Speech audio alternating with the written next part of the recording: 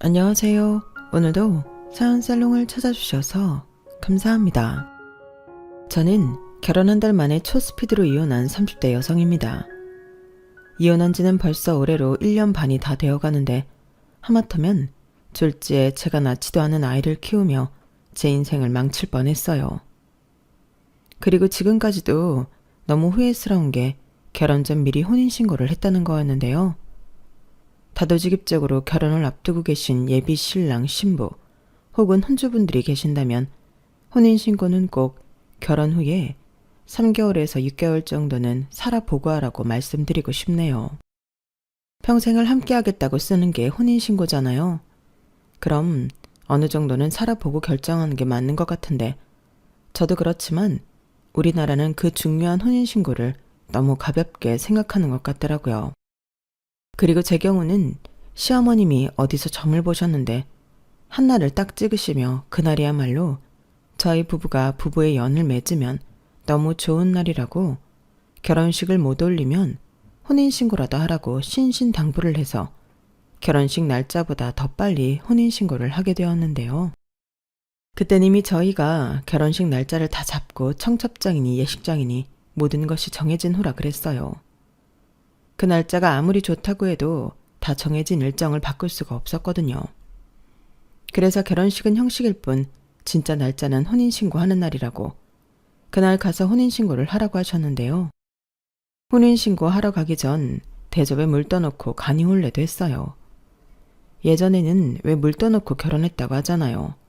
그걸 제가 해보다니. 지금 생각해도 어이가 없었는데 그래도 그때는 어차피 할 결혼이었고 시어머니 되실 분이 하는 게 좋다고 하도 고집을 부리시니 좋은 게 좋은 거라고 시키는 대로 다 했어요. 뭐 크게 어려운 일이 아니라 결정하는데 힘들지도 않았고요.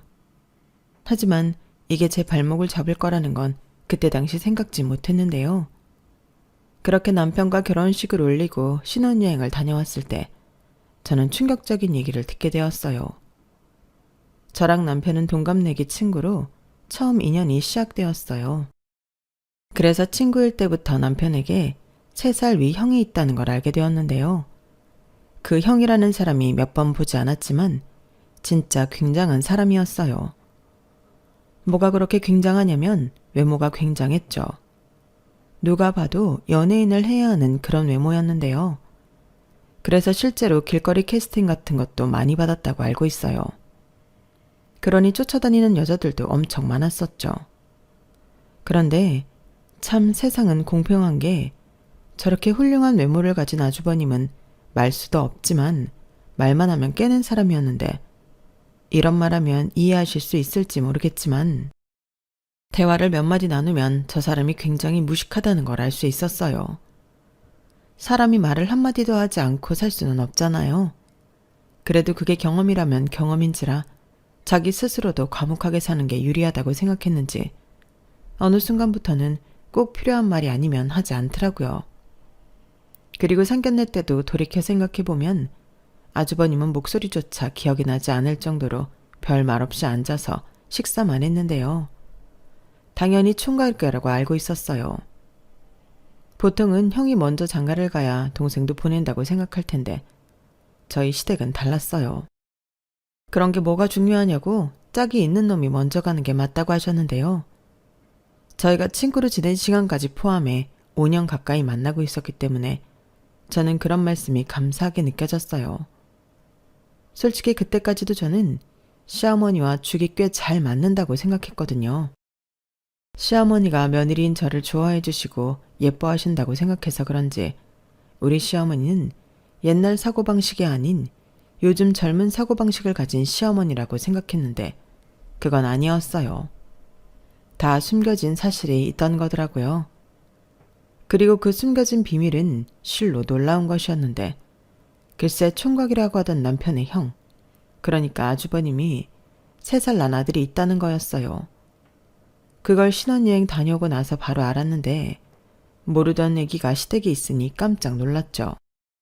그리고 시어머니는 조금 민망해 하시면서 저를 붙잡고 하소연을 하기 시작하셨는데요. 아주버님은 애가 있긴 하지만 결혼은 한 적이 없다고 했어요.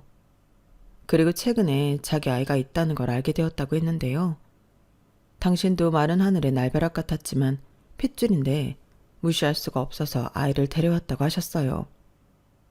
그 상대 여자가 아이는 줄 생각이 없고 양육비로 200만 원씩 내놓으라고 했다는데 시어머니는 애를 뺏어오신 거죠. 지가 뭔데 우리 아들더러 돈을 보내라고 그래? 내가 알아보니까 걔는 마땅한 벌이도 없고 순전히 애 앞세워서 그 돈으로 지 생활비 하려고 그러는 거야. 그래서 내가 소송으로 애 뺏어왔다. 그래도 우리 아들은 직장도 있고 벌이도 있잖아. 근데 어머니, 제가 너무 놀라서 그런데 그래서 그 소송이랑 아이 데려온 건 언제였던 거예요? 저희 결혼할 때도 이미 아이가 집에 있었던 거예요? 그런데 왜 저한테 아무 말씀도 없으셨어요? 아니 막말로 우리 승현이가 지우기 자식도 아니고 굳이 이야기해서 여러모로 복잡하게 만들 필요가 없잖아. 물론 지우개였으면 진작에 얘기했지. 니들 혼인신고하기 전에. 그래도 이건 아니죠. 아무리 아주버님 아이라도 가족 구성원이잖아요. 그럼 이렇다 저렇다 말씀은 주셔야지. 막말로 아주버님이 그 아이를 키울 수 있어요? 설마 내가 너한테 애 키우라고 할까봐 걱정하는 거냐? 아이고 별 걱정을. 그런 걱정은 하지도 말아라. 당연히 내가 키우지. 내 핏줄인데. 그리고 너도 자식 낳아보면 알겠지만 아무리 나이를 먹어도 자식은 자식이야. 아직 장가도 못 간 우리 아들 애 때문에 발목 잡히게 할 수는 없잖아. 나는 이 애 우리 호적에 올려서 막둥이를 키울 생각이다. 네? 막둥이요? 저는 시어머니의 말에 깜짝 놀랐어요. 그때 당시만 해도 시어머니가 늦게 결혼한 편이라 내일 모레면 60을 바라보고 계셨는데 그 나이에 늦둥이라니 말도 안 되는 일이라고 생각했어요. 하지만 당신의 의지가 그렇고 저한테 피해를 주지 않겠다고 말씀하시니 더는 따지지 않기로 했는데요. 그래도 황당하고 이 사람들이 다 짜고 저를 속였다는 게 화가 났어요. 특히 이 사실을 다 알고도 입 뻥긋하지 않는 새신랑한테 깊은 배신감을 느꼈는데 남편은 자기도 어쩔 수 없었다며 안절부절 못하더군요. 내가 자기를 속인 게 아니고 엄마가 신신당부해서 말을 못한 거야. 괜히 승현이 일로 일 커지면 서로 상처만 받고 결혼도 엎어질 수 있다고 하는데 내가 어떻게 자기한테 말을 해. 이렇게 말을 하는데 솔직히 동의할 수는 없었어요. 친정 부모님도 이 사실을 알고 어쩜 그럴 수 있냐 붕괴하셨어요. 그리고 분명 힘들면 며느리인 저한테 의지할 텐데 이제 와서 결혼을 물을 수도 없으니 제대로 확실하게 약속을 받아놓으라고 하셨는데요. 시어머니에게 이 사실을 이야기하자 저한테 너는 뭘 또 쓸데없이 쪼르르 친정에 그런 얘기를 하니? 너 시집 왔어. 이제부터 너는 니네 친정 식구가 아니라 우리 식구라고. 그런데 그런 얘기를 해서 우리 체면을 깎으면 어떡하니? 하며 서운해하셨는데 그러면서 약간 화가 난 모습으로 어딘가에서 종이를 꺼내와 휘갈겨 쓰듯 조카를 저한테 부탁하지 않는다는 서약서를 적어주셨어요. 됐니? 가족끼리 어려울 땐 도울 수도 있는 건데 너 그러는 거 아니야. 작은 엄마도 엄만데 저 어린 게 짠하지도 않니? 오히려 내가 괜찮다고 해도 어머니 언제든지 힘드시면 말씀하세요. 저도 할 수 있는 한 도울게요. 이렇게 나와야 정상이지. 좌우간 요즘 젊은 애들 정없고 무섭다. 어머니 저도 제가 이렇게 갑자기 알게 된 거 아니면 이렇게 하지 않아요. 결혼하고 신혼여행 다녀왔는데 떡하니 그동안 몰랐던 조카가 있었잖아요. 그렇다고 아주버님이 적극적으로 키우신다는 것도 아니고 어머니가 키우신다고 하니 저도 확실한 약속은 받아야 안심을 하고 결혼 생활을 할 수 있죠. 그래, 그래서 네가 원하는 대로 서약서 써줬잖아. 그리고 나중에 너도 애 낳을 텐데 네 애 나한테 부탁할 생각은 절대로 하지 마라. 시어머니는 너무너무 서운하다며 그날 저에게 밥도 차려주지 않으셨어요. 뭐 솔직히 안 차려주셔도 괜찮은데 너 줄 밥 없으니까 용건 끝났으면 가 라고 화를 내시며 쫓아내시니 그건 저도 서운하더라고요. 그리고 꼭 자기 부모한테 그렇게 했어야 했냐며 싫은 소리를 하는 남편의 말을 듣고 내가 왜 나쁜 사람이 돼야 하나 짜증이 났는데요. 물론 좋은 마음으로 시어머니가 원하는 그런 말을 할 수도 있어요. 하지만 사람 앞날은 아무도 모른다고 시어머니가 지금은 당신이 키운다고 하셨지만 힘에 부치고 어려우시면 언제든지 저한테 대신 좀 하라고 맡아달라고 할 수도 있다고 생각했죠. 그래서 그런 일만 미리 방지하려 했을 뿐인데 이런 제가 나쁜 걸까요? 그리고 그게 결혼하고 바로 있는 일이다 보니 처음에 어렵다고 우물쭈물 하다가는 나중에 후회할 밀람 생길 것 같아 불안했는데 이런 제 마음은 모른 척하고 저만 이기적인 사람으로 몰아가니 솔직히 서운하다 못해 화가 나서 남편과 아무런 대화도 하지 않았어요. 지금 생각하면 어차피 한 달 만에 할 이혼 그때 해버렸으면 됐지 않았을까 생각이 들기도 하지만 어느 누가 결혼한 직후 바로 이혼 생각을 하겠냐고요. 그래서 애써 그 상황을 꾸역꾸역 받아들이고 있는 과정이었는데 그날 이후부터 남편과도 냉전을 벌이고 있었죠. 아니 결혼한 지 얼마나 됐다고 신혼부부가 이렇게 지내나. 저는 하루에도 수십 번 서운함이 폭발했는데 남편은 그런 저에게 염장만 질렀어요. 내가 볼 땐 자기는 다른 여자들이랑 다르게 모성애가 없는 것 같아. 나중에 우리 아기를 낳아도 진짜 걱정이다. 이렇게 시비를 걸었는데요. 이러려고 결혼한 게 아니었는데 이게 뭐 하는 짓인가 혼란스러웠어요. 그런데 그런 가운데 갑자기 친정아빠가 쓰러지셨다는 연락을 받게 되었고 저는 놀란 마음에 친정아빠가 계신다는 병원 응급실로 달려갔는데 저희 아빠가 평소 기저질환이 있는 것도 아니고 건강하셨거든요. 그래서 더 깜짝 놀라 초조한 마음으로 검사 결과를 기다렸더니 급성 뇌경색이라고 하더군요. 다행히 골든타임 안에 병원에 도착해 위험한 고비는 넘겼다고 했는데 여러 가지 후유증이 생길 수 있다며 병원에서는 예후를 지켜봐야 한다고 했어요. 순간 친정엄마도 저도 또 제 동생도 심각한 얼굴이 되었는데 하필이면 타이밍도 좋게 그때였어요. 시어머니한테서 연락이 오는 거예요. 그래서 전화를 받았더니 얘 어떡하니? 승현이가 열이 펄펄 난다. 이럴 때는 어떻게 해야 해? 라며 시어머니가 어쩔 줄 몰라 하셨어요. 아니 제가 애를 키워본 것도 아니고 그런 상황이면 당연히 병원에 가야 하는 거 아닌가요? 그래서 당황하신 것 같은데 진정하시고 아직 소아과 진료 안 끝났을 것 같으니 병원부터 가보시라 말씀드렸는데요. 시어머니는 불같이 화를 내시며 저한테 다그치셨어요. 너도 참 매정하다. 이런 상황이면 네가 튀어와야지. 나덜 어쩌라고. 이렇게 언성을 높이셨어요. 물론 회사에 있다면 시어머니가 곤란한 상황이시니 그럴 수도 있겠지만 그때는 친정아빠가 먼저였기에 저는 상황 이야기를 드렸어요. 그리고 정 그렇게 혼자 소아과 가기 힘드시면 남편한테 연락을 해보시라 말씀드렸더니 돌아오는 말은 어이가 없는 소리였죠. 걔는 지금 일하느라 바쁘잖아. 그리고 남자가 뭘 하니? 라고 하시는데 그럼 저는 뭘 하냐고요. 게다가 사돈이 쓰러져서 응급실에 와 있다고 하면 걱정해 주는 게 먼저이지 않나요? 그런데 저희 시어머니는 그런 말씀은 하나도 없이 무조건 제가 와야 한다고 고집을 피우셨는데 그땐 저도 서운하다 못해 화가 나서 서약서 쓰신 거 잊었냐고 저는 친정아버지가 먼저라고 말씀드리고 전화를 끊었어요. 그리고 아무리 생각해도 시어머니가 남편한테 연락하진 않을 것 같아 제가 남편한테 연락을 했는데요. 그러면서 친정아빠가 쓰러지신 것도 자연스럽게 얘기했죠. 그런데 이 인간은 자기가 지금 엄청 중요한 미팅 중이라며 용건만 간단히 하라고 했고 그 말에 빈정이 상한 저는 네 조카가 열이 나서 니네 엄마가 허둥지둥 하고 계시니 소아과를 같이 가던 말던 알아서 하라고 정말 간단 명료하게 용건만 전달하고 전화를 끊었어요. 그리고 밤 9시 정도가 되었을 때 혹시 몰라 친정아빠는 병원에 입원하시고 저는 몸도 마음도 녹초가 되어 집에 돌아왔는데요. 집에 돌아오니 혼자 거실에서 라면을 먹고 있는 남편이 보였어요. 솔직히 남편이 소아과에 다녀왔는지 궁금하지도 않았는데 제가 욕실과 주방을 왔다 갔다 하고 있으니 남편이 먼저 말을 하기 시작하더라고요. 들어보니 시어머니와 소아과에 다녀온 것 같았는데요. 문제는 그 뒤에 오는 말이었어요. 자기가 중요한 미팅 중이었는데 조카 때문에 일을 망쳤다고 입이 대빨 나왔더라고요. 그리고 너는 조카가 열이 펄펄 난다고 하는데 걱정도 되지 않았냐며 신경을 긁길래 저도 짜증이 나서 그러는 너는 장인이 쓰러져서 응급실에 갔는데 걱정이 안 되냐고 똑같이 말을 했죠.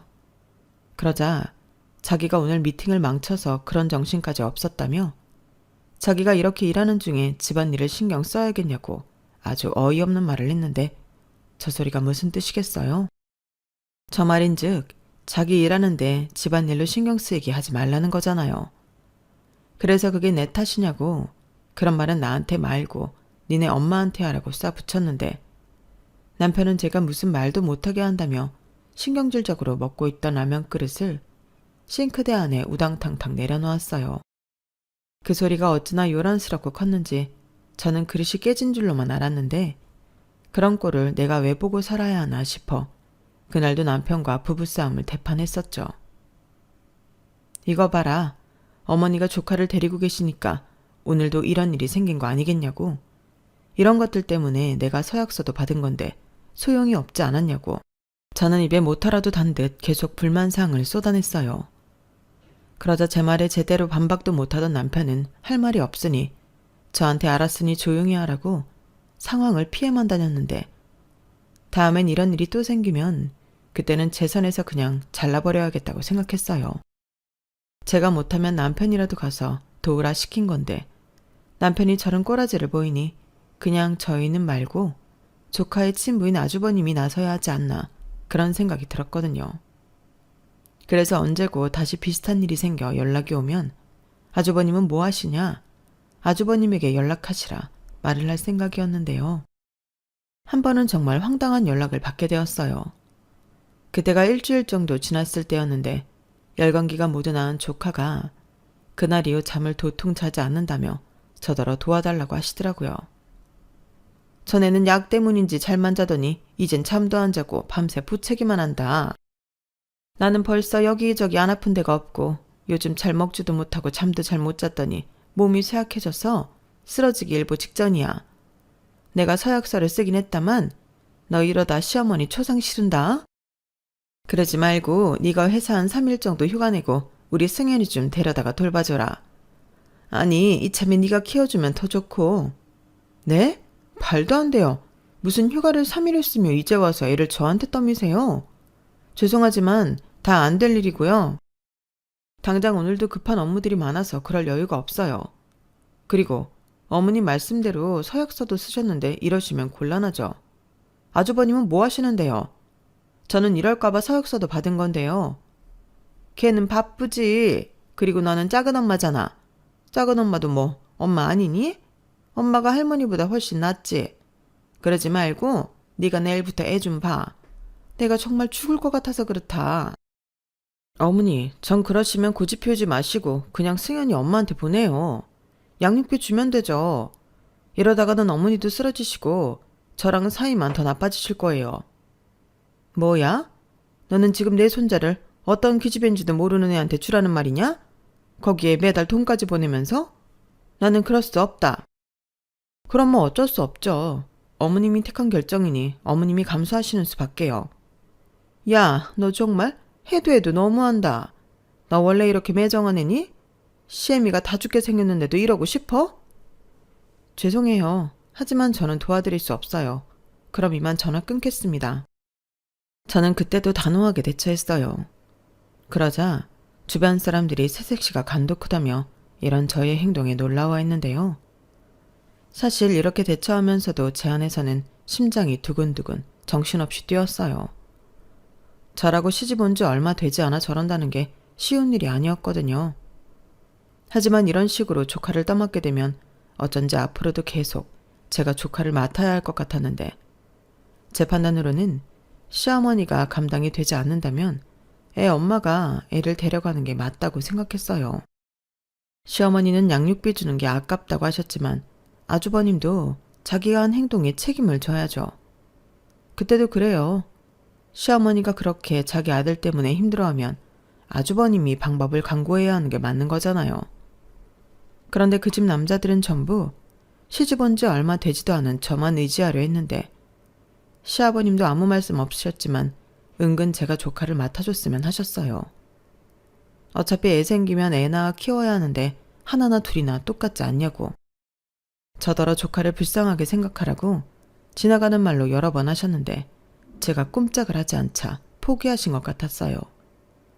거기에 아주버님은 집에 조카가 온 이후부터는 집에 잘 들어가지도 않고 들어가면 잠만 자고 새벽부터 나가는 것 같았는데 제 눈에는 피하는 걸로밖에는 보이지 않더라고요. 그럼 남편이라도 정신 차리고 제 편을 들어줘야 만든 건데 무슨 효자 났다고 사사건건 저한테 시비를 거는 건지 아주 총체적 난국이었다니까요. 그리고 이 문제들이 해결이 되지 않는다면 나는 앞으로 어떻게 결혼 생활을 해야 하나 깊은 고민에 빠지게 되었고 그때부터 조금씩 아니다 싶을 때 이혼하는 게 맞지 않나? 그런 생각을 하게 되었어요. 그때는 구체적인 생각보다는 앞이 캄캄하니 감정적으로 하던 생각이기도 했는데요. 누구나 부부라면 살지 말지 고민하는 순간이 온다고는 하지만 이렇게 빨리 그런 날이 올 줄은 몰랐어요. 그래서 남편에게 이 문제로 더 이상 갈등을 겪고 싶지 않으니 아주버님과 결론을 내자고 제가 먼저 이야기하게 되었죠. 그러자 남편은 우리 형이 퍽도 그런 일로 상의하겠다. 지금 돌아가는 꼴을 봐. 자기가 해결하기로 덤볐으면 벌써 했지. 우리 형 원래 저래. 미꾸라지처럼 살살 피해만 다닌다고.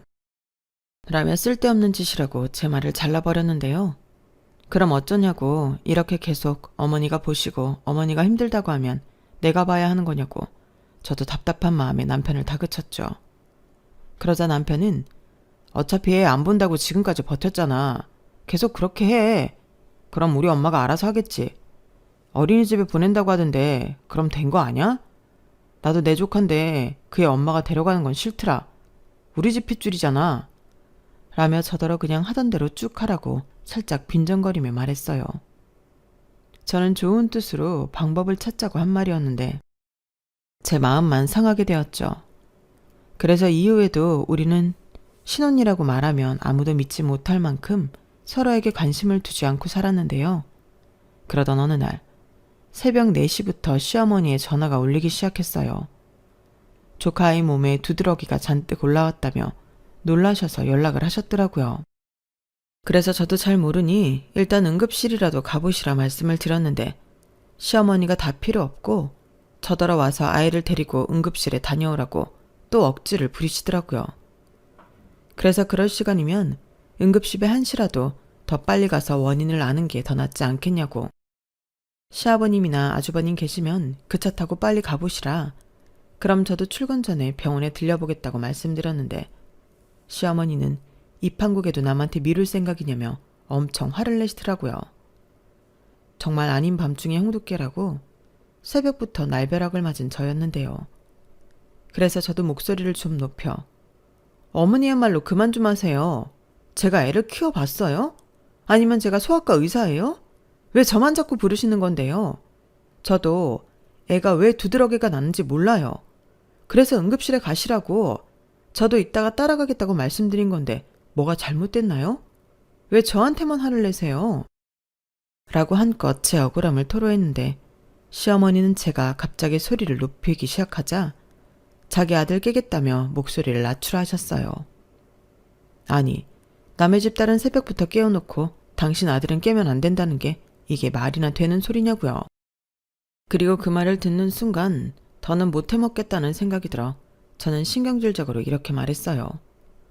어머니, 저 시집 온 지 아직 한 달도 안 됐어요. 제가 이렇게 살려고 어머니 아들이랑 결혼한 게 아니거든요. 서약서를 썼는데도 이 정도면 그 서약서도 안 썼음. 저희 집 앞에 승현이 놓고 가셨을 것 같아요. 그래서 하는 말인데 더 이상 승현이 일로 저한테 연락하지 않으셨으면 좋겠어요. 오늘 응급실을 가던 말던 그건 어머님이 알아서 하시고요. 저도 어머니 아들처럼 회사 출근해야 해서 더 잘 테니 전화하지 마세요. 뭐야? 너 간밤에 뭐 잘못 먹었냐? 너랑 우리 아들이 같아? 너는 여자잖아. 아무리 네가 회사를 다니고 우리 아들처럼 똑같이 사회생활을 한다고 해도 가정이 있는 여자는 가족을 돌보는 게 우선이야. 그러니까 잘말 말고 얼른 튀어와. 억지 좀 그만 부리세요. 저희 집에서 어머니 집까지 차로 40분이에요. 그럼 그 시간에 그냥 응급실 가는 게 애를 위해서라도 낫죠. 어머니는 왜 자꾸 뭐가 중요한지 잊어버리세요? 애 엄마가 키우는 게 싫어서 뺏어오셨으면 어머님이 다 감수하셔야 하는 거예요. 그리고 지금도 애를 먼저 생각하셨으면 저한테 이런 전화로 실랑이 하실 게 아니라 당장 애 아빠한테 응급실 가져가 하시는 게 맞다고요. 저는 저도 모르게 흥분해서 목소리가 점점 더 커졌어요. 그러자 남편도 잠에서 깨어 일어났는데 무슨 일이냐고? 남편이 말을 하자 그 목소리를 들으셨는지 시어머니가 갑자기 울기 시작하시는 거예요. 그땐 어찌나 당황스럽던지 저도 덩달아 당황해서 아무 말도 못했는데 그때를 놓칠세라 시어머니는 왜 자꾸 자기한테만 뭐라고 하냐고, 자기도 애 키우는 게 너무 오랜만이라 힘들고 무서워서 하나뿐인 며느리한테 의지하는 건데 자기 마음도 몰라준다며 완전 대성통곡을 하기 시작하셨는데요. 그러면서 네 새끼라도 이렇게 할 거냐고, 이번에는 엄마 없는 자기 장손이 불쌍하다고 혼신의 눈물 연기를 보이셨어요. 얼마나 리얼한지 이게 전화라는 게 아쉬울 정도였어요. 그런데 남편은 제가 자기 엄마한테 너무하다고 생각했는지 전화를 낚아채서 말도 없이 끊어버렸는데, 그리고는 굉장히 신경질적인 말투로 진짜 작작 좀 해라. 그냥 좀 한 번 정도는 우리 엄마가 하라는 대로 해주면 안 돼? 아니, 이 정도도 시어머니를 위하지 않을 거면 도대체 결혼을 왜 했어? 그냥 고아랑 하지. 왜 나랑 했냐고. 라며 화를 내는데, 그러게요. 제가 왜 이놈이랑 결혼을 해서 새벽 대바람부터 이딴 소리나 듣고 있는지 결혼한 걸 후회했어요. 그리고 그때부터는 진지하게 이혼을 생각하게 되었는데요. 제일 먼저 친정에 이런 제 마음을 알렸어요. 뭐 당연히 부모님은 놀라서 신중하게 생각해보라고 저를 말리기도 했는데요. 이게 신중하게 생각한다고 달라질 일이야? 어머니는 처음부터 당신이 애를 키울 생각이 없었어. 뭐? 무섭고 의지하고 싶어서 그러신다고? 그래서 한 번, 두 번 들어드리면 그땐 아마 작은 엄마도 엄마니까 네가 키우라고 하시겠지. 그래서 결혼한 지 한 달도 안 됐는데 정말로 이혼한다고? 너 그거 사람들이 알면 두고두고 꼬리표처럼 너 괴롭힐 빌미야. 됐어. 그런 거 무서웠으면 이런 생각도 안 해. 나는 결심했으니까 엄마 아빠는 그렇게 알고 있어. 그리고 뭐? 우리가 더 놀랄 일이 아직 남았냐? 미안하다고. 잘 살겠다고 결혼했는데 이렇게 돼서 정말 미안해. 나야 꼬리표가 붙든 말든 상관없는데 엄마 아빠도 같이 싸잡아서 이상한 소리 듣게 될지도 모르잖아. 그걸 알면서도 이혼하겠다는 거잖아. 됐어 그럼. 네가 그 정도로 힘들다고 하는데 무슨 부귀영화를 누리겠다고. 정말 영 아니다 싶으면 얼른 정리해. 고마워. 엄마 아빠가 그렇게 말해주니까 숨통이 트이는 것 같다. 저희 친정은 제가 이혼하겠다는 결심을 전한 뒤로 분위기가 많이 가라앉았어요. 아빠는 괜찮다고 제가 힘들지 않는 게 중요하다고 하셨지만 어쩐지 엄마는 심정이 복잡한 것 같더라고요. 하지만 이미 남편과 시댁의 오만 정이 떨어진 저는 한시도 그들과 엮여있고 싶지 않았는데요. 그래서 합의 이혼 서류를 작성해 남편 앞에 내밀었죠. 그러자 이게 무슨 짓이냐며 남편이 불같이 화를 냈는데요. 저는 그 기세에 전혀 굴하지 않았어요. 이혼을 결심했을 때 남편이 이렇게 나올 거라는 걸 모르지 않았거든요. 그리고 제 예상대로 남편이 반응하자 우리 부부에게 더 이상 희망 같은 건 없겠다는 씁쓸한 생각도 따라 들었는데, 그래서 더 미련 없이 저는 제 할 말을 하게 되었어요. 내가 전에 분명히 서약서 받고 얘기했지. 근데 지켜주지 않았잖아. 결국엔 그 숨겨놓은 조카 때문에 나까지 들들 볶이고 자기랑도 신혼잼이 하나도 없이 맨날 싸우는데 이게 정상적인 결혼 생활이야? 그걸 왜 나한테 따져. 자기가 너무 빡빡하게 선 긋고 그러니까 계속 문제가 생기는 거지. 그래서 이게 전부 내 탓이라는 거야? 결혼 전부터 식구들이 짜고 날 속였잖아. 그뿐이야? 당신 어머니는 말은 안 했지만 내가 시집 오면 당신 혼자 나한테 떠밀 생각이었다고. 소설 쓰지 마. 우리 엄마가 왜 자기한테 그래? 아니, 식구끼리 좀 돕고 살면 안 돼? 아니, 사람이 왜 그렇게 매정해? 혹시 알아? 승현이가 나중에 작은엄마 고맙다고 효도할 수도 있어. 됐거든? 그리고 나더러 매정하다고? 여기서 매정한 사람은 사고 쳐놓고 모른 척하는 당신 형이야. 자기가 책임 못 질 것 같았으면 애 엄마한테 맡기고 양육비를 주면 그만이지. 그 돈이 아깝다고 그렇게 애를 할머니 손에 맡기는 게 맞아? 어머님도 그래. 자기가 욕심냈으면 자기가 책임져야지. 왜 이제 막 시집 온 나한테 그러시는 건데? 진짜 답답하다. 그래서 자기한테 의지하는 게 싫어서 이혼하겠다고? 자기한테 결혼은 그런 거니? 좀 살다가 아니다 싶으면 갈라서는 그거? 당연하지. 결혼이라는 게 여자가 남자 집에 희생하려고 하는 거 아니잖아. 평생 사랑하는 사람이랑 행복하게 살려고 하는 게 결혼인데 내가 지금 행복해? 전에 자기가 그랬잖아. 고아랑 결혼하지 왜 자기랑 결혼했냐며. 나도 그때 정말 후회했어. 내가 왜 자기랑 결혼했니? 아무튼 나는 이혼할 생각 전혀 없으니까 이딴 서류 다시는 가져오지 마. 조카 돌보기 싫어서 이혼하겠다니. 원래 너라는 여자 이것밖에 안 됐냐? 내가 아는 한소영 맞냐고. 남편은 자기도 저한테 속은 것 같다며 답답해했어요. 아무래도 이 남자 역시 아이 키우는 걸 아주 쉽게 생각하는 그런 족속인 것 같았는데요. 제가 이혼 서류를 내밀었던 날 저녁, 정말 기가 막힌 이야기로 저를 또다시 놀라게 해주었죠. 글쎄, 자기가 생각해봤는데 제가 조카라고 생각해서 더 선을 긋는 것 같다고 하는 거예요. 그러면서 이참에 조카를 우리 아이로 입양하자고 하는데 저 인간이 드디어 돌았구나. 헛웃음이 튀어나왔죠. 그래서 올릴 거면 네 호적에만 올려라 하고 합의 이혼이 안 되면 소송을 하겠다고 했는데요. 제가 이혼 의사를 더욱 강하게 내비치니 남편은 살짝 주춤했어요. 그리고 그냥 해본 소리라며 뒤늦게 수습을 하기 시작했는데요. 이미 때는 늦어버렸죠. 그런데 이건 또 무슨 꿍꿍인지 자기가 행동으로 보여주겠다며 자기가 제 대신 당분간 시댁에 들어가 조카를 돌보겠다고 했는데 진짜 어이가 없더군요. 아이가 어느 정도 크면 시어머니도 애 보는 게 수월해질 거고 저한테 귀찮게 연락하는 일들도 없지 않겠냐고. 그러니 이혼 소리는 이제 그만하라고 했는데요. 저는 그래도 이 인간이 저랑 헤어지고 싶지 않아 말 같지 않은 소리이긴 하나 뭔가 노력을 하는 줄 알았어요. 그런데요, 이 인간은 그런 것도 아니었어요. 자기가 시댁에 들어가 지내면 집에 생활비를 내놓을 필요가 없지 않냐고 생활비를 주지 않겠다고 하더라고요. 저는 기가 찼어요. 사실 이 이야기를 하려면 저희가 결혼할 때 이야기를 잠깐 해야 하는데요. 막상 결혼을 하려고 했을 때 남편과 제 기준이 달랐던 건지 몰라도 제 생각보다 남편이 모았다는 돈이 턱없이 적더라고요. 솔직히 무슨 이 돈으로 결혼을 하자고 하나 결혼을 미룰까도 고민했는데 남편은 결혼은 마음이 있을 때 해야 하는 거라며 안 그러면 모든 것이 흐지부지 된다고 없으면 없는 대로 시작하자고 고집을 부렸어요. 당신은 저도 남편을 많이 좋아할 때라 돈과 별개로 결혼은 하고 싶었는데요. 그래서 신혼집 전세 보증금을 제가 모은 돈에서 해결을 했어요. 부족한 돈은 친정에서 도와주시기도 했는데 그래서 계약할 때 제 이름으로 계약을 했죠. 그리고 남편이 모은 돈으로 신혼집 혼수를 장만했고 둘이 결혼하면서 쓴 돈이 차이가 많이 났기에 생활비를 남편이 모두 대기로 했었는데요. 제가 남편의 신용카드를 가지고 있었어요. 그리고 남편 월급에서 관리를 포함한 공과금이 모두 이체가 됐는데 자기가 시댁에 들어가니까 그 돈을 이제 자기가 부담하지 않겠다고 하는 거였죠.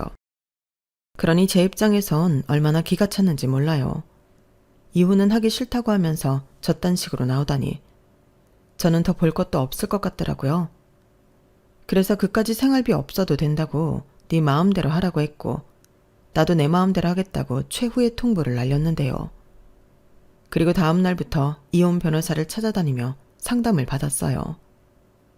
마음 같아서는 그 인간들 모두 사기죄로 엮어서 고소라도 하고 싶은 심정이었는데 그건 어렵다고 하시더라고요. 대신 계획적으로 며느리인 저를 속였고 서약서를 썼음에도 저에게 계속 조카 양육을 떠민 점은 이혼 사유가 될 수 있다고 하셨는데요. 무엇보다 남편이 제 편이 아닌 시댁 편을 들며 신혼집에서 나간다고 했으니 혼인 파탄의 원인은 남편에게 있다고 주장할 수 있다고 하시더라고요.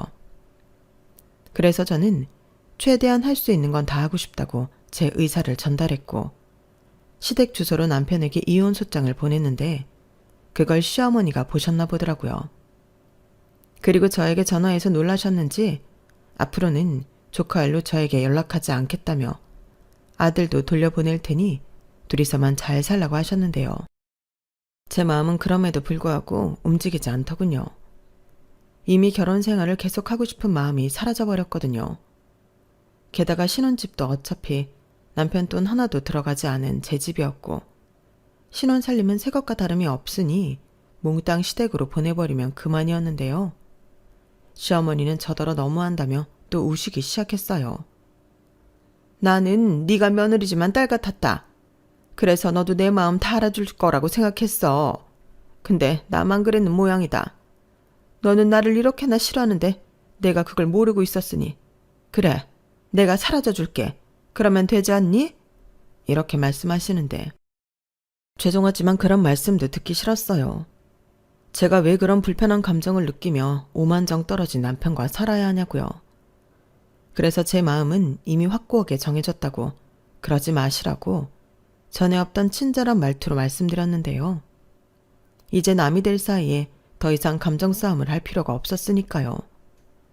그런데 그런 제 태도가 더 무서웠던 건지 시어머니는 남편을 닥달한 모양이었는데요. 하지만 고맙게도 남편도 자존심이 있어서 저한테 굽히고 들어오지 않았어요. 제가 아직 애도 없고 조카도 없어서 애기 이쁜 걸 모른다며 인정도 없고 모성애도 없는 저랑 누가 살겠냐고 막말까지 하더라고요. 그래서 네 말이 다 맞다고 나는 결혼이랑 맞지 않는 사람이니 하루라도 빨리 이혼하고 싶다고 확실하게 못을 박았는데 그렇게 이혼 소송이 시작되었어요. 솔직히 무의미한 싸움이었는데 이 인간이 유책이 저에게 있다며 말도 안 되는 위자료 청구를 했더라고요. 자기 쪽 변호사한테도 어찌나 제 이야기를 나쁘게 했는지 소송 기간 동안 내내 불쾌했는데 결과는 저희 쪽의 승리였죠. 저는 최대한 좋게 서로 가져온 거 다시 가져가는 걸로 마무리하고 싶었는데 도저히 괘씸해서 그냥은 못 보내겠더라고요. 그래서 남편 측에 저 역시 위자료 청구를 했어요. 어찌 보면 우리 이혼 사유 중인 중심에는 저를 속이고 이용해 먹으려고 했던 시어머니가 계셨으니 저희 측은 시어머니를 가장 큰 문제의 인물로 지목했는데요.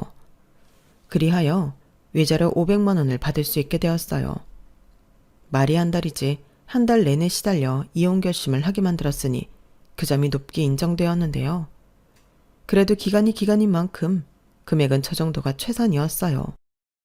그러자 남편은 꼭 이렇게까지 해야만 했냐며 저를 아주 못돼 처먹은 인간으로 몰아갔는데 저희가 친구 사이로 시작했다고 했잖아요. 이 인간이 주변 사람들에게 제 욕을 엄청 하고 돌아다녔더라고요. 자기 엄마가 힘들어서 조금 도와달라고 했는데 제가 질색팔색을 하며 싫다고 했고 거기에 애 못 보겠으면 애 엄마한테 보내라고 아주 싸가지 없게 굴었다고 소문을 내고 다녔는데 자기들이 결혼 전까지 조카가 있었다는 걸 속였다는 얘기는 하지 않았더라고요. 그리고 제 주변에서도 고작 그깟 일로 이혼을 했냐며 제 속도 모르고 훈계를 하는 사람도 있었는데요. 그래요. 어쩌면 제가 마음을 좋게 먹고 조카 아이를 키웠다면 이런 일이 생기지 않았을 수도 있겠죠. 그런데 조카에겐 엄연히 책임져야 할 부모가 있는데 왜 제가 욕을 먹어야 하는 건지 모르겠더라고요. 그리고 한 번이 쉽지 제가 당신 뜻대로 하면 시어머니는 앞으로 저에게 어떤 걸 요구하실지 모를 일이었는데 이게 저의 지나친 과대망상일 수도 있겠지만 결혼 준비하는 동안 내내 저를 속였던 시어머니와 남편을 생각하면 충분히 더한 일도 할 수 있을 거라고 생각했어요. 그러니 이런 마음으로 무슨 결혼 생활을 지속하겠어요. 저는 저를 위해서 이건 아니라고 판단했어요. 남들이 뭐라고 하든 제일 중요한 건 제 마음이라고 생각했죠. 그래서 주변에서 뭐라고 하든 신경을 끄고 저는 저대로 이혼 후의 생활에 집중하기 시작했는데요. 그러니 소문은 더 일파만파 번져가더군요. 제가 어떤 반응도 보이지 않는 게 제가 그 모든 소문이 사실이기 때문에 그렇다면서요. 그래서 어디까지나 유심히 지켜보다 저는 허위사실 유포 및 명예훼손으로 저 남편은 그 인간을 고소하기에 이르렀는데요. 고소한 사실을 주변 사람들에게도 알렸어요. 그들도 진실을 알아야 하니까요. 그리고 그럼에도 불구하고 저를 욕할 사람은 욕하라고 남겨둔 채 남편에겐 그 어떤 합의도 없이 법대로 하겠다 통보했더니 자기가 무슨 허위사실을 유포했냐고 제가 조카를 싫어하고 자기 가족을 싫어해 이 사단을 만들지 않았냐고 적반하장으로 나오더군요. 그래서 저는 나야말로 왜 니네 가족을 싫어하겠냐고, 싫어하게끔 만들어 그런 거 아니냐고 맞받아 쳤는데요. 그러면서 저는 너무 궁금해서 남편한테 물었어요. 그럼 내가 네 조카 입양해서 키우고 니네 가족한테 고분고분거리며 사는 게 맞는 거냐고 대답 똑바로 해보라고 말했죠. 그러자 남편은 누가 꼭 그러라고 했냐며 제대로 대답을 하지 못했는데요.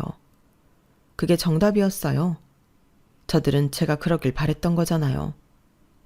그런데 제가 싫다고 질색팔색을 하고 거기에 이혼 소송까지 했으니 그게 괘씸했다는 건데, 아니 제가 싫어서 못하겠다고 이혼한 건데 괘씸하고 말 게 뭐 있냐는 소리죠. 그렇게 남편이 퍼뜨린 소문은 잠잠해졌어요. 그리고 그 이후부터는 오히려 남편만 양심 없는 인간으로 찍혀서 친구들 사이에서 매장되었는데요. 그건 뭐 자업자득이니 제가 어쩔 수 있는 게 아니었죠. 그리고 저는 아직은 계약 기간이 남아 신혼집이었던 집에서 지내고 있는데, 기간이 다 되면 그 보증금 찾아 다른 곳으로 이사 갈 예정입니다. 그래서 현재 돈도 열심히 모으고 있고요. 앞으로의 제 삶을 위해 모든 최선을 다하며 살고 싶은 마음이에요. 그리고 가끔 반갑지 않은 문자가 오기도 하는데, 결혼 후 효자 노릇을 하려고 했던 전 남편이 힘들다며 장문의 글을 보내더라고요. 딱 보면 술 먹고 쓴 글 같았는데 취중 진담이라고 그 조카 때문에 많이 힘든가 봅니다. 친부인 아주버님은 다른 여자한테 꽂혀서 집을 나갔다고 하는데, 저러다 또 어디서 애라도 덜컥 만들어 올지 모르겠어요. 그럼 그 손주 욕심 많은 아주머니와 그 뒤치다꺼리할 그 둘째 아들만 죽어날 텐데, 부디 그 이쁜 조카들 키우며 등골 휘어지게 행복하길 바랍니다. 이상 제 사연은 여기까지였어요. 여러분들도 혹시 제가 정도 없고 성급했다고 생각하시나요? 가끔은 다른 선택을 했다면 내 인생이 어땠을까, 이런 생각을 해볼 때도 있었는데요. 결과적으로 저는 제 선택을 후회하지 않습니다.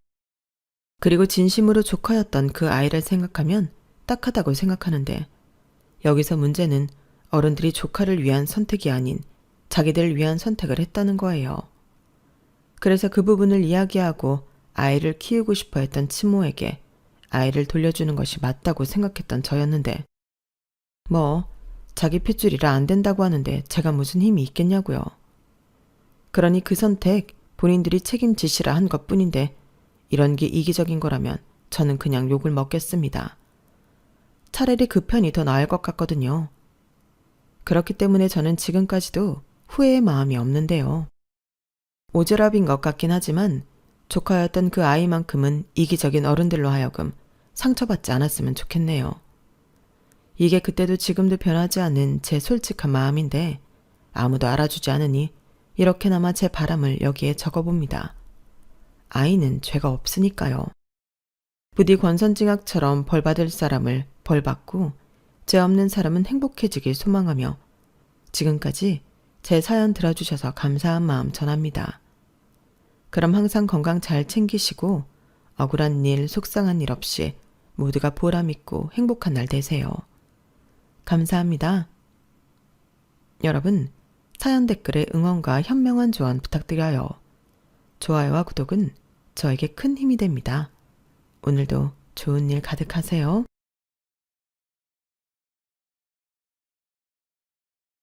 안녕하세요. 오늘도 사연 살롱을 찾아주셔서 감사합니다. 희망 고문이라는 말 다들 들어보셨죠? 희망은 사람이 살아가는 원동력이 되지만, 거짓된 희망은 오히려 인간을 더 힘든 상황으로 밀어넣는다는 의미인데요. 저는 수년 동안 희망 고문을 당하며 살아왔어요.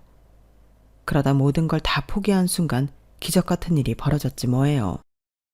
그럼 지금부터 제가 경험했던 기가 막힌 사안을 전해드릴게요. 지금으로부터 11년 전 저는 결혼을 앞두고 있었어요. 대학생이 되자마자 나갔던 과팅에서 만난 남편과 1년 연애 끝에 결혼을 하게 됐거든요. 둘 다 아직 대학생 신분이었지만 결혼을 서둘렀던 건 그럴 만한 이유가 있어서였어요. 공개적으로 말씀드리기 좀 창피하지만 제가 혼전 임신을 했거든요. 애가 애를 가진 셈이었죠. 딸 가진 부모님이라면, 아니 아들을 가진 부모님이라도 마찬가지일 거예요. 갓 20살 된 자식을 통해 임신했다는 말을 들었을 때 얼마나 눈앞이 캄캄했겠어요. 저희 엄마는 말도 제대로 못한 채 어머 세상에 이 소리만 반복하시면서 울먹이셨어요. 아빠는 얼굴이 벌겋게 달아올라선 한숨만 푹푹 내쉴 뿐이었죠. 저는 부모님 눈치를 보며 닭똥 같은 눈물만 뚝뚝 흘릴 뿐이었어요. 한참을 끙끙대며 주먹으로 가슴을 치던 엄마는 카랑카랑한 목소리로 그러셨어요. 그래서 어쩔 생각이야? 남자의 부모님도 아셔? 지금쯤 재원이한테 들어서 아실 거야. 엄마 미안해. 아, 내 팔자야. 내가 널 대학에 공부하라고 보냈지 헛짓거리하라고 보냈어? 세상에 이제 겨우 20살밖에 안 된 애가 어떻게 애를 가져? 네가 제정신이야? 지금까지 반항 한 번 안 하고 잘 크던 애가 어떻게 이렇게 부모 가슴에 못을 박아? 아, 진짜 미치고 발딱 뛰겠네. 여보, 당신도 말 좀 해봐요. 악을 쓰며 화를 내던 엄마와 달리 아빠는 입을 꾹 다문 채 한숨만 내쉬었어요. 차라리 화를 내는 게 낫지 아무 말도 안 하시니까 마음이 더 무거워지더라고요. 사실 저희 아빠가 평소에 저랑 장난도 잘 치시고 엄마보다 잔소리도 많이 하시는 분이거든요. 제가 대학생이 됐을 때 이제는 딸이랑 둘이서 동네 치킨집에서 치맥도 할 수 있다고 좋아하실 정도로 저와는 부녀지간이자 친구 같은 사이였어요. 그런데 그런 분이 오히려 말을 안 하니까 더 무섭고 겁이 났어요. 한참을 입을 꾹 다물고 계시던 아빠는 방에 들어가시기 전에 딱 한마디만 하셨어요. 내일 그 녀석 집으로 데리고 와. 냉랭한 목소리에 저는 기어들어가는 목소리로 알겠다고 대답했어요. 저희 집에서 이 난리가 나고 있을 때 남편 집에서도 저희 집과 마찬가지라고 난리가 났었더라고요. 그래도 저는 여자애라 부모님이 손찌검은 하지 않으셨지만 남편은 어머님과 아버님께 꽤 많이 맞은 모양이었어요. 다음날 만나보니 얼굴에 멍이 들어있더라고요. 그 모습을 보니 저도 모르게 눈물이 났어요. 너희 아버지도 그렇지 어떻게 사람 얼굴을 때리냐? 딴 데는 괜찮아. 내가 잘 피해서 채로는 한 대도 안 맞았어. 얼굴은 멱살을 잡히는데 피할 수가 없어서 제대로 맞은 거고. 근데 넌 괜찮아? 혹시 맞진 않았어?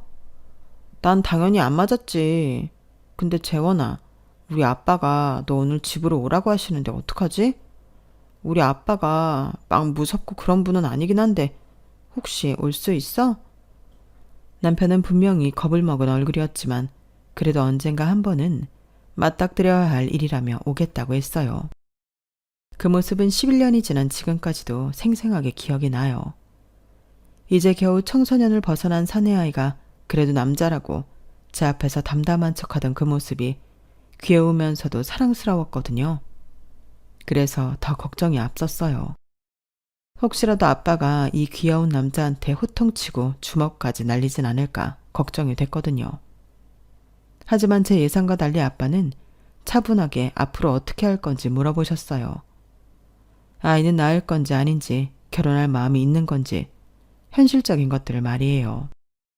비록 나이는 어렸지만 저와 뱃속의 아이를 지키겠다는 마음이 강했던 남편은 군에 입대하기 전에 결혼식을 올리고 싶다고 대답했어요. 아직 학생 신분이라 돈도 없고 군입대를 해야 하니 자신이 제대할 때까지 저를 좀 맡아달라는 부탁까지 했어요. 그건 내가 알아서 할 테니 일단 자네 부모님한테 허락부터 받고 와. 훗날 아빠가 그러시더라고요. 그때 만약 남편이 애를 지울 거라고 대답했다면 그 자리에서 흠씬 패주려고 했다고요. 하지만 어린 놈이 그래도 자기 여자랑 자식을 지키려는 모습이 가상해서 어떻게든 힘을 실어주고 싶었다고 말이죠. 이런 저희 아빠와는 달리 저희 시댁에서는 저를 탐탁지 않아 했어요. 특히 시할머니께서요. 시할머니께서는 실질적인 집안의 실세였어요. 시할아버지께서 돌아가시면서 회사를 이어받으신 시할머니는 워낙 사업 수완이 좋으셔서 회사를 전보다 더 키우셨고 카리스마까지 있으셔서 회사와 집안을 쥐락펴락 하시는 분이었어요. 그런 시할머니께서 저를 마음에 들어하지 않으신 데는 이유가 있었어요. 그건 바로 제 사주 때문이었어요. 제가 남편 잡아먹는 사주라나요? 그 말을 저한테 대놓고 하시는데 황당해서 한숨만 났어요. 아니, 요즘 세상에 무슨 그런 걸로 결혼을 반대하나 싶더라고요. 게다가 이미 임신까지 한 마당에 그런 말도 안 되는 이유로 결혼은 안 된다니 이게 말이 되는 소리냐고요. 그런데 그게 끝이 아니었어요. 더 황당한 소리를 하시더라고요. 애는 낳아라. 낳아서 우리 집으로 보내. 우리 집신데 남의 손에 맡길 수는 없잖니? 너무 서운해하지는 말아라. 이게 따지고 보면 다 널 위한 일이야. 남자야 애 하나 딸린 거 흠도 아니지만 여자는 다르잖니. 애 딸린 처녀를 누가 데리고 가겠어? 그러니 학교부터 휴학하고 주변 사람들 모르게 조용히 애 낳아. 병원비랑 위자료는 내가 섭섭찮게 쥐어줄 테니. 시할머니의 일방적인 통보에 저와 남편은 물론 시부모님들도 무척 놀라는 기색이었어요. 아버님이 나서서 아니 어머니 그게 무슨 말씀이세요? 애를 낳아서 달라뇨. 멀쩡한 여자의 인생 망칠 일 있어요? 어머니 손녀라면 그러라고 하시겠냐고요. 절대 안 돼요. 결혼을 하든 애를 지우든 둘 중 하나입니다. 그래요 어머님. 비록 애들이 철없이 일을 저지르긴 했지만 그래도 어른들이 나서서 순리대로 일을 풀어나가야죠. 어떻게 애 인생을 망치게 해요. 그리고 요즘엔 사주 같은 거 안 따져요. 왜 유명한 연예인 부부도 궁합이 그렇게 안 좋았지만 지금까지 인꼬 부부로 잘만 살고 있잖아요. 그러니까 무조건 안 된다고만 하지 마시고 애 나오기 전에 결혼식부터 치르는 게. 뭐? 결혼식? 누구 맘대로? 내 눈에 흙이 들어가도 쟤는 우리 집에 못 들인다. 내 손자 잡아먹으래를 어떻게 집에 들여? 어림없는 소리 하지 마. 어머니 말이 끝나기도 전에 시할머니께서는 말을 자르시며 결혼은 절대 안 된다고 못을 박으셨어요. 궁합 때문에 헤어졌다는 얘기를 인터넷에서 썰처럼 들어본 적은 있었지만 그게 제 일이 될 줄은 정말 몰랐어요. 아니 21세기에 사주 때문에 결혼을 못한다는 게 말이 되냐고요. 부모님께 이 얘기를 했더니 엄마가 엄청 화를 냈어요. 아니 그 놓친내가 노망이 들었나? 할 말이 있고 안 할 말이 있지. 어떻게 남의 자식한테 그딴 소리를 할 수가 있어? 애는 뭐 우리 애 혼자 만들었어? 자기 손자가 몸 함부로 굴려서 이 사단이 난 건데 누구 인생을 망치려고 그딴 소리래. 뭐? 남자한테는 자식 하나 딸린 건 흠도 안 돼? 훅 키고 있네 정말. 그러게 이 기집애야. 왜 대가리에 피도 안 마른 게 그런 짓을 해선 그딴 소리를 들어? 조그만 것들이 뭘 안다고 애까지 만드냐고. 아, 내가 아주 너 때문에 내 명에 못 죽어. 네가 내 명줄을 당긴다고. 엄마는 엄청 화가 났는지 한참씩이나 시할머니 욕을 했어요. 아빠는 아빠대로 씩씩대며 당장 재훈이 부모님을 만나 단판을 짓겠다고 당장 전화하라고 성화하셨어요. 그런데 말이죠. 부모님께는 죄송한 말이지만 이런 상황에도 저는 왠지 가슴 따뜻해졌어요. 역시 나를 생각해주는 사람은 우리 부모님밖에 없다는 생각이 들었거든요. 시댁에서 시할머니한테 험한 꼴을 당할 땐 세상 끝에 혼자 던져진 기분이었어요. 그런데 집에 와서 나한테 함부로한 시할머니한테 욕을 해주는 엄마를 보니 기분이 한결 나아지지 뭐예요. 지금 생각해보면 그때 제가 어리긴 했던 것 같아요. 타들어가는 부모 속은 생각도 않고 고작 그런 거에 신이 났으니 말이에요. 결국 부모님들끼리 만나서 저희 두 사람의 문제에 대해 이야기를 나누셨어요. 상황이 상황인지라 일단은 어떻게든 자식들 앞날을 먼저 생각하고 일을 결정하셨어요. 아버님은 시할머니의 반대가 있긴 하지만 본인들이 좋다는데 어쩌겠냐고 하시면서 일단은 남편이 제대할 때까지 저는 저희 집에서 지내는 게 좋겠다고 하셨어요. 괜히 시할머니랑 마주쳤다가 싫은 소리 들을 거 뭐 있냐고 하시면서요. 그건 저희 부모님도 같은 생각이라서 저는 남편이 제대하기 전까지 저희 집에서 지내기로 했어요. 그리고 결혼식은 남편이 제대한 뒤에 하기로 하셨어요. 지금은 우리 둘 다 나이가 어리기도 하고 시할머니께서 강경하게 반대도 하고 계셔서 식을 올린다 해도 순탄치 않을 거라고 생각하셨거든요. 생각해보니 남편이 제대할 때까지면 출산 후 몸도 추스릴 시간이 돼서 그리 나쁘지만은 않겠더라고요. 그래서 저희도 그렇게 하겠다고 했어요. 일단 급한 불은 끈 상태고 지난 일주일간 몰아닥친 일로 신경을 많이 쓴 참이라 잠시 머리도 식힐 겸 아버님 차를 빌려서 남편과 함께 춘천으로 드라이브를 떠났어요. 모처럼 교회로 나와 바람을 쐬서 그런가 기분이 한결 가벼워지는 기분이었어요. 춘천에 도착한 우리는 닭갈비도 먹고 유람선을 타고 청평사도 들렀어요. 그리고 해가 진 뒤에서야 국도를 타고 서울로 돌아오려는데 그때 사단이 나고 만 거예요. 마주오던 덤프트럭 운전자가 졸음운전을 하는 바람에 그대로 저희 부부가 타고 있던 차를 덮쳤고 그 바람에 저도 남편도 심하게 다쳐 병원에 실려가고 만 거예요. 정신을 차려보니 부모님이 제 침상 옆을 지키고 계시더라고요. 엄마는 얼마나 우셨는지 눈이 퉁퉁 부어 있었고 아빠도 얼굴이 흑빛으로 변해 있었어요. 그런데 주위를 둘러봐도 남편은 보이지 않았어요. 사고가 날 때 에어백에 가슴을 세게 부딪혀서 그런가 말을 하려고 하니 가슴 쪽에 힘이 안 들어가서 힘겹게 겨우 물어볼 수 있었어요. 엄마, 재원이는? 그런데 그 말에 엄마랑 아빠가 뭔가 눈빛을 나누더니 얼른 말을 돌리시더라고요. 민경아, 너 갈비뼈가 부러져서 말 많이 하면 안 돼. 그러니까 일단 아무 말 말고 쉬어. 그래도 다행인 게 뼈만 몇 군데 부러졌을 뿐 장기 손상은 없다니 뭐니. 뼈는 3주만 지나면 다 붙는다니까 걱정할 거 없어. 그러니까 딴 생각 말고 푹 쉬어. 알았지? 제가 궁금한 건 내 상태가 아니라 남편 상태인데 엄마는 자꾸 걱정 말라는 말만 하면서 쉬라고만 하셨어요. 그런데 링거에 수면제라도 섞인 건지 이상하게 자꾸 졸리고 잠에 취해서 저도 모르게 잠이 들어버렸지 뭐예요. 그러다 정신이 들어서 눈을 떠보면 엄마는 제 말에 대답도 않고 엉뚱한 말만 하고 말이죠. 그래서 참다 못해 화를 냈어요. 재원이 어딨냐고. 그러자 그제야 엄마가 눈물을 글썽이며 그러시는 거예요. 민경아, 재원이가 말이야. 아직 깨어나지 못했어. 그 녀석이 마지막까지 널 살리자고 핸들을 틀었던 모양이야. 머리를 심하게 다쳐서 수술을 했는데 애가 깨어나질 않는구나. 그 말에 가슴이 철렁 내려앉는 기분이었어요. 그래서 당장 남편이 있는 병실로 가려고 했지만 엄마가 뜯어 말리시더라고요. 너 가도 못 만나. 재원이 할머니가 널 병실에 들여보내 주시겠니? 안 그래도 하나뿐인 손자 그렇게 만들었다고 이 병실까지 찾아와서 몇 번이나 난리를 치셨나 몰라. 이제 뱃속에 애도 없겠다. 엄마는 순간 하던 말을 멈추고는 손으로 입을 막았어요. 그게 무슨 소리야? 뱃속에 애가 없다니. 설마 우리 아기 잘못된 거야? 그런 거냐고. 민경아, 어쩔 수 없었어. 그 큰 사고가 났는데 아직 안정기에도 안 든 애가 어떻게 버티겠니? 네 잘못 아니야.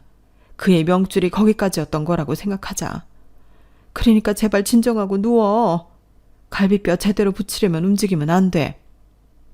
엄마는 자리에서 일어나려는 저를 힘으로 막아섰어요. 정신 좀 차려 이거사. 재원이가 너 살리자고 지 몸까지 던졌는데 네가 이러면 재원이 노력이 뭐가 되니? 일단 몸부터 추스려. 그리고 나서 다음 일을 생각하라고. 나라고 지금 마음이 편해서 이러는 거 아니야. 나도 재원이랑 뱃속에 아기 생각하면 가슴이 꽉 죄는 것 같다고. 민경아, 이번 한 번만 엄마 말 좀 들어줘. 엄마가 이렇게 부탁할게. 급기야 엄마는 저를 끌어안고 펑펑 우셨어요. 그렇게 일주일이 더 지나고 나서야 저는 남편이 누워있는 병실에 가볼 수 있었어요. 할머니랑 부모님이 없는 틈을 타서 몰래 얼굴만 보고 나을 수 있었죠. 머리를 비롯해 온몸에 붕대를 칭칭 감고 있는 걸 보니 다리에 힘이 풀리고 온몸에 피가 빠져나가는 기분이었어요. 나 때문에 이렇게 됐다는 사실에 더 가슴이 찢어지는 것 같았어요. 나는 우리 아기도 못 지켰는데 남편은 날 지키자고 만신창이가 돼서는 의식도 돌아오지 않는 상태니 말이에요. 그날 이후 저는 도둑고양이처럼 시댁 식구들이 없는 틈을 타서 남편을 보고 가곤 했어요. 그러던 어느 날이었죠. 그날도 주변 눈을 피해 남편을 보러 병실로 갔는데 침상이 비어 있더라고요. 간호사한테 물어보니 다른 병원으로 이송됐다고 하더군요. 그래서 병실에 돌아와 남편한테 전화를 했는데 글쎄 신호만 갈 뿐 전화를 안 받더라고요. 그래서 엄마한테 재원이 부모님 전화번호를 알려달라고 했더니 민경아 이제 그만해. 아침에 재원이 엄마를 만났는데 너희 결혼도 없던 일로 하자고 하더라. 재원이 상태가 호전될 기미가 없는 모양이더라고. 병원에서도 더는 손 쓸 도리가 없나 보더라. 병원을 옮길 것도 그런 이유 때문일 거야. 그러니 이제 재원이는 잊고 너도 너 살 생각을 해. 이미 끝난 인연 연연해 할 거 뭐 있니? 그러니 잊자.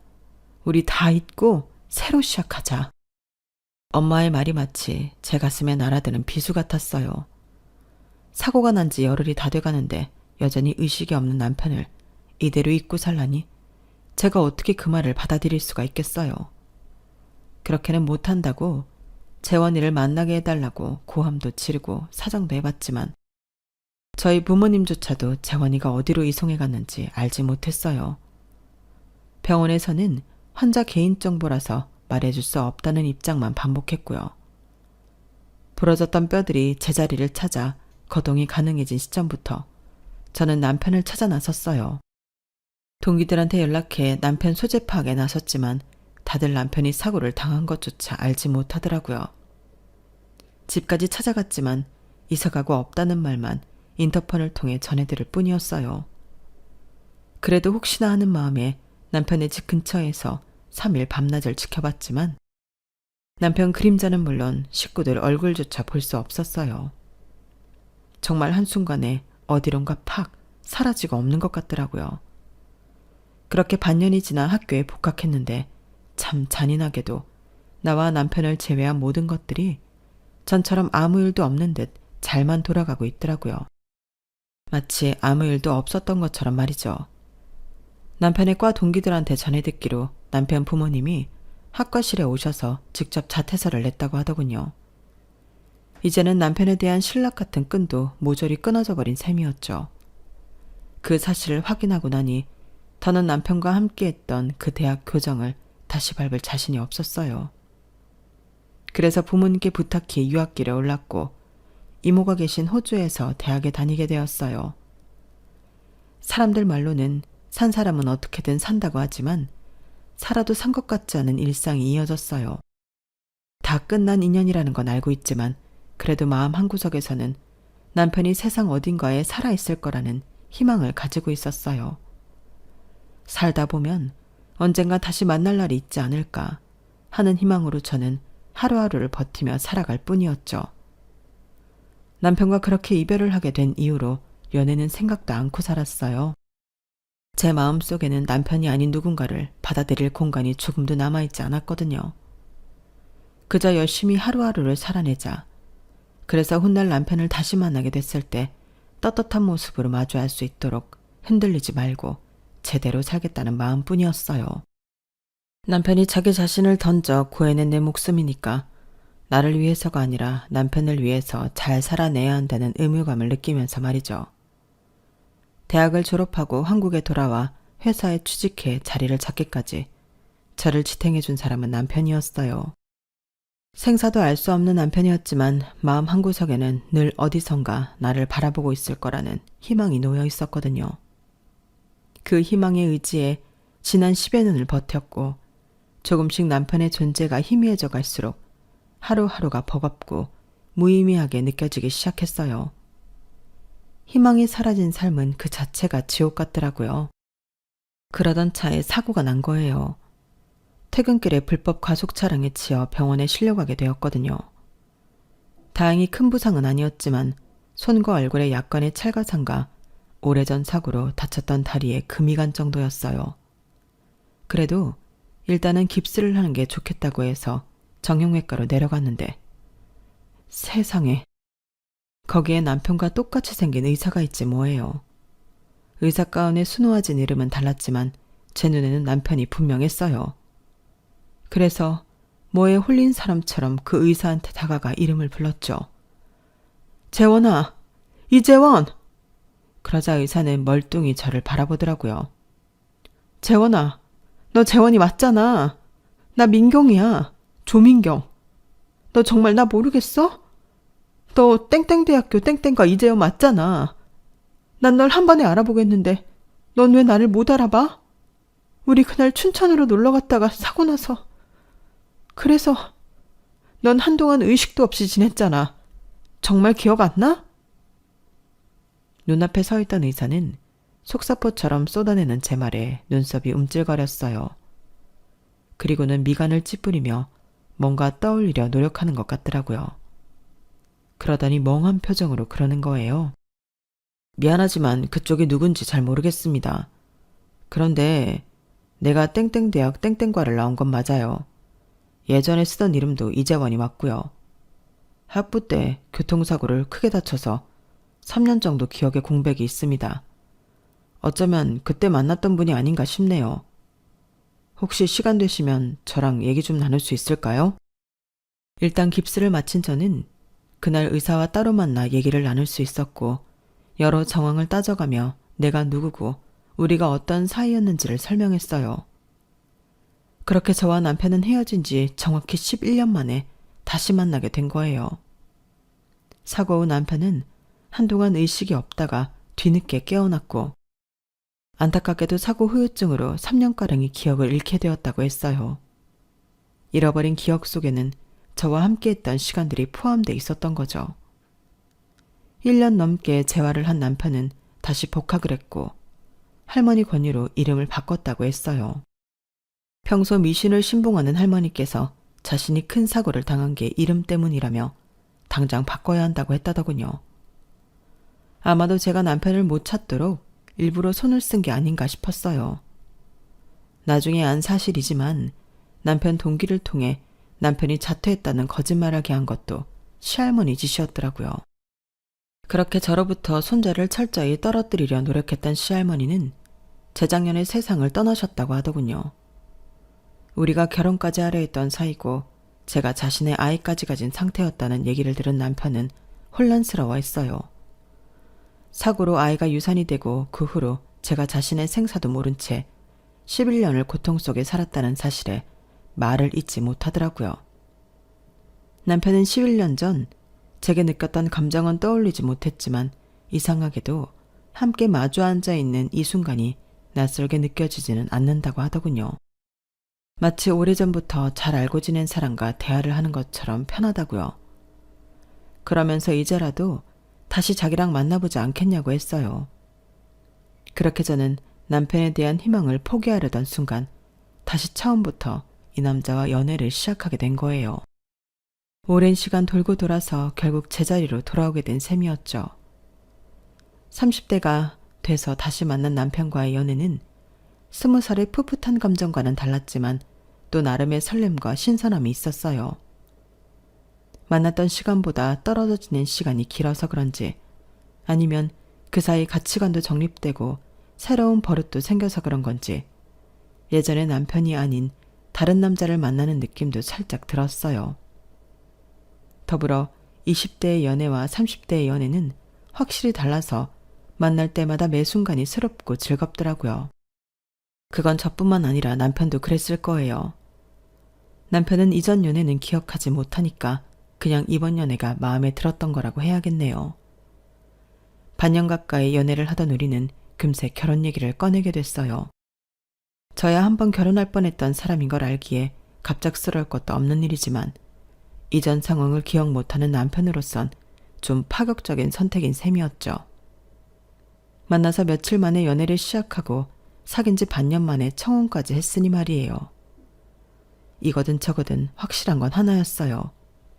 우리 두 사람은 인연은 인연이라는 거였죠. 그렇다고는 해도 결혼을 하기까지는 넘어야 할 산이 많았어요. 먼저 양가 부모님이었죠. 저희 부모님만 해도 죽은 줄 알았던 사람이 멀쩡히 살아서 잘 살고 있었다는 걸 아시면 고맙고 반가운 마음 이전에 배신감이 먼저 드실 게 뻔했어요. 제가 힘들어하는 모습을 누구보다 가까이에서 오래 봐오신 분들이기 때문에 더더욱 남편과 그 가족에 대한 반감이 클 테니까요. 그리고 시부모님도 제가 껄끄럽게는 마찬가지일 거예요. 비록 결혼을 반대하시던 시할머니는 돌아가셨지만 그래도 시할머니를 통해 제 사주가 남편 잡아먹을 사주라는 얘기를 들은 데다가 실제로 남편이 저랑 같이 있다가 사고를 크게 당했던 터라 찝찝한 마음은 분명 있으실 테니까요. 그래도 상대적으로 덜 높은 산이라고 생각한 시댁에 먼저 가서 인사를 드리기로 했어요.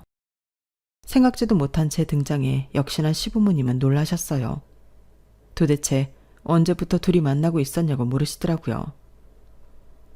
민경이 네가 유학 떠났다는 소식까지는 들었는데 그 후로는 우리도 소식을 알 길이 없었어. 알았다고 해도 달라질 건 없었겠지만. 그런데 어떻게 니들이 다시 만난 거니? 우리 재원이는 그때 기억이 없어서 널 찾았을 리 없고. 혹시 민경이 네가 그동안 우리 재원이를 찾았던 거니? 어머님은 의심스러운 눈초리로 제게 물으셨어요. 아무래도 당신 아들한테 안 좋은 영향을 끼칠 사주를 가진 제가 마음에 안 들었던 탓이겠죠. 그래서 일단은 저희가 다시 만나게 된 사정을 말씀드렸어요. 정말 우연히 다시 만나게 됐다는 걸요. 그리고 또 한 가지, 두 분의 마음을 진정시켜드리기 위해서 저희 둘이 한 가지 준비한 게 있었어요. 그건 바로 궁합이었죠. 엄마, 오늘 우리가 어디 다녀온 줄 아세요? TV에도 자주 나오는 철학관에 다녀왔어요. 우리 궁합 보려고요. 할머니가 그러셨다면서요. 민경이가 남편 잡아먹을 사주라고. 그런데 오늘 가서 물어봤더니 철학관 선생님이 어디서 그런 말도 안 되는 소리를 하더냐고 화를 내시던걸요. 그리고 우리 둘이 결혼하면 아주 잘 살 거래요. 뭐라더라? 하늘에서 이어준 천생연분이라던걸요. 정 못 믿어오시면 엄마가 다른 곳에 가서 물어보세요. 그런데 제 생각엔 말이죠. 따로 안 가보셔도 될 것 같아요. 그 난리를 치고 한번 헤어졌다가 11년 만에 다시 만나게 된 것만 봐도 우리 둘은 인연은 인연인 거니까요. 남편의 말에 시부모님은 별다른 말씀은 하지 않으셨어요.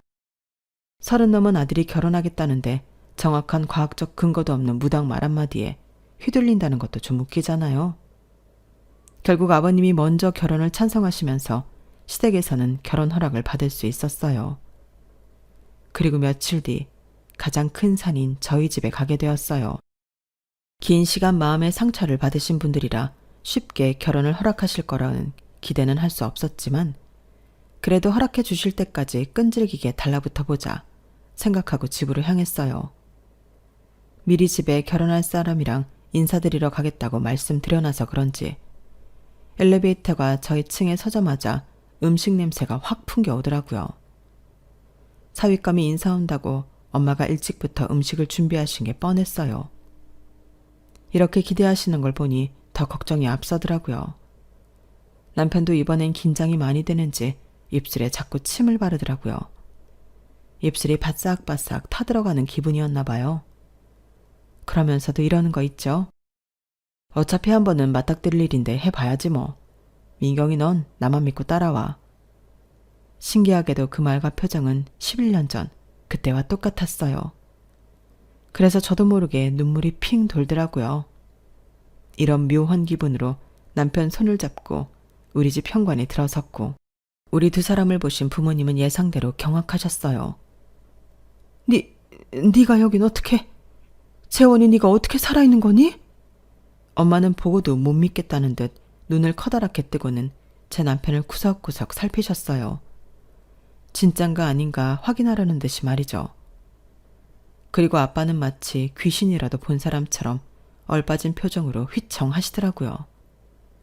남편이 얼른 몸을 받쳐드리지 않았다면 머리를 다치실 뻔할 정도로 다리에 힘이 풀리셨던가 봐요. 한참을 들어오라는 말도 없이 남편을 살피시던 부모님은 그제야 정신이 돌아온 사람처럼 안으로 들어오라는 말씀을 하셨어요.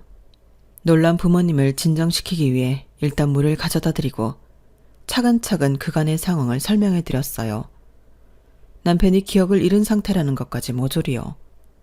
그러자 엄마는 제 남편의 손을 덥석 잡고 펑펑 우시더라고요. 제 남편에 대한 미움이 클 줄 알았던 저희 부모님은 저희 예상과 달리 오히려 미안해 하셨어요. 니들 사고 났을 때 말이야. 재원이 네가 우리 민경이 살리려고 핸들을 틀었다는 얘기를 듣고 솔직히 고마운 마음이 더 컸어. 남의 자식이 생사를 오가는데 이러면 안 된다는 걸 알면서도 내 자식 생각이 더 앞서더라고. 아줌마가 정말 미안하다. 그때 내가 그런 마음을 먹는 게 너무 죄스러워서 지금까지 너한테 미안한 마음으로 살았다. 하루아침에 네가 사라졌다고 민경이가 울고 불고 하는데 애 앞에서 말은 안 했지만 네가 죽었다고 생각했어. 그래서 늘 마음속으로 네가 좋은 곳으로 가기를 바랐는데 이렇게 살아있을 줄이야. 잘 왔다. 다시 와줘서 정말 고마워. 그래, 너한텐 정말 이루 말할 수 없을 정도로 고맙고 미안하다. 우리 민경이 살려줘서 고맙고 그런 너한테 진작에 고맙다는 인사도 못해서 미안하고 그래. 그래도 이렇게 다시 내 사위가 되겠다고 와줘서 이제야말로 제대로 은혜를 갚을 기회가 생겼다 싶다. 내 자식 살려준 은혜는 내가 죽을 때까지 잊지 않고 갚으마. 살아줘서 고맙다 재원아. 생각지 못한 부모님의 환대에 남편도 저도 많이 놀랐지만 이상하게 가슴은 뜨겁게 달아올랐어요. 지난 11년간 헛된 희망으로 가슴속이 다 타들어갔다고 생각했는데 온전히 남아있던 불씨가 이번엔 제대로 불을 지핀 기분이었어요. 그렇게 우리는 양가 부모님의 허락을 받고 결혼을 준비하고 있답니다.